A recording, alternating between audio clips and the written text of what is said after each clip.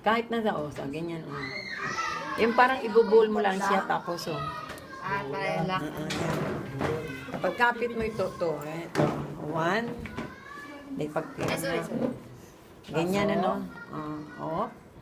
Di ganyan Hindi mo siya maisusuot doon Gagawin mo ganyan Ganyan lang hawak mo Yan.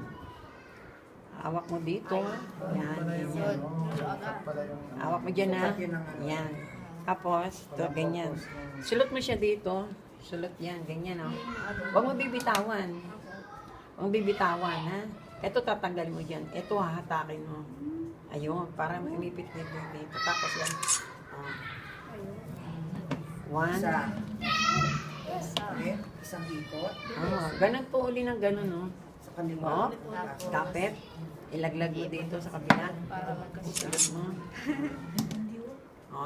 Tapos, bibitawan mo siya. Pero pag bitaw mo, hindi mo bibitawan tong kapit mo ito. Kasi ito hahatakin mo para magpantay, maghigpit, di ba? Yan, nakapit mo na. Ito naman ang hatak mo siya dito, doon. Tapos, ulit. Bibilang mo siya. 2 na. Hindi kasi siya lulusot, kaya gagayanin mo siya. Pag sulot mo, shoot dito. Ganyan. Hakin mo siya dito. Tapos, tanggalin mo ito. Sa nakakalito. Ulit-ulit. Pagka, talaga malilito ka. Paano kaya yun? Ganyan, shoot. Ikot. Sa may gitna nun. Tapos, Shoot. pag ganyan mo, huwag mo iiwanan lagi ito nga hatakin mo Ito nga hatakin mo lagi para pumunta doon.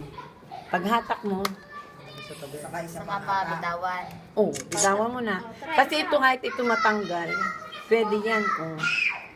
Ayan Pwede na, Kasi tapos na lang. ayan dyan sa isa.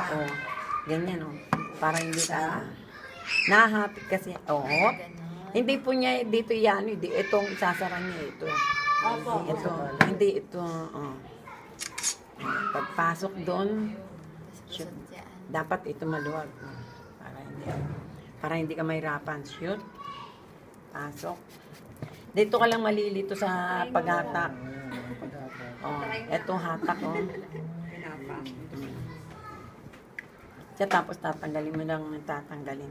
Sinong marunong na, para doon naman sa isa. Mel, ikaw, Mel. Ito.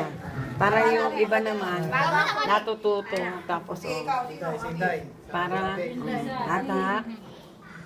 Coincidence lang ang tawag sa akin. Isa pa lang yan. Tapos, bibilangin nyo ito. 1, 2, 3, 4, 5. Pag ganito pong manipis, Ilan po? mga Sa ano lang yan sa... sige, gawin mo niya. Muna niya. Kasi